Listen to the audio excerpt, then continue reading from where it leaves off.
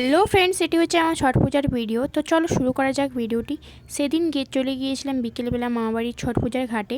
আচ্ছা, কাদের কাদের ছট পূজা খুব ভালো লাগে? আমার তো ছট পূজা খুবই ভালো লাগে। এই ছট পূজার জন্যই আমি প্রত্যেকবার মামাবাড়ি যেতে চাই।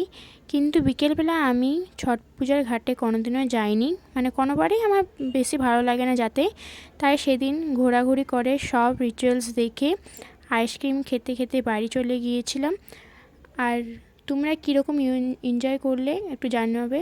দিন সকালবেলা খুব তাড়াতাড়ি ঘুম থেকে উঠে ফ্রেশ হয়ে বেরিয়ে পড়েছিলাম। তারপর আমার ভাইয়ের সাথে হাসি মজাক করতে করতে ঘাটে পৌঁছে গিয়েছিলাম। আমাদের বাড়ি থেকে মামাবাড়ি থেকে ঘাটটা অনেকটাই দূরত্বে, মানে 10 থেকে 5 মিনিটের রাস্তা।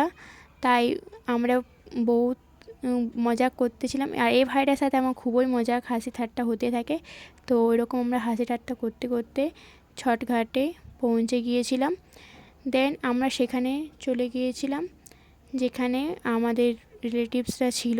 সেখানে গিয়ে সকালে আর্ঘ দিয়ে বের হয়ে গিয়েছিলাম। বাড়ি আসার পথে অনেক জায়গায় এরকম চা বিতরণ করে, এখানে সেইটা খেতে খেতে বাড়ি পথে রওনা দিলাম। আচ্ছা, কারা কারা এবার ছট পূজায় ঠেকুয়া কালেক্ট করতে পেরেছো? আমার মা মাসিরা তো খুবই ঠেকুয়া কালেক্ট করতে পেরেছে। বলো তো কারা কারা ঠেকুয়া বেশি কালেক্ট করতে পেরেছো, কমেন্টে জানাও। আজকের ভিডিওটা ভালো লাগলে লাইক, কমেন্ট, সাবস্ক্রাইব করে দিও। দেখা হচ্ছে পরে ভিডিওতে। Bye bye.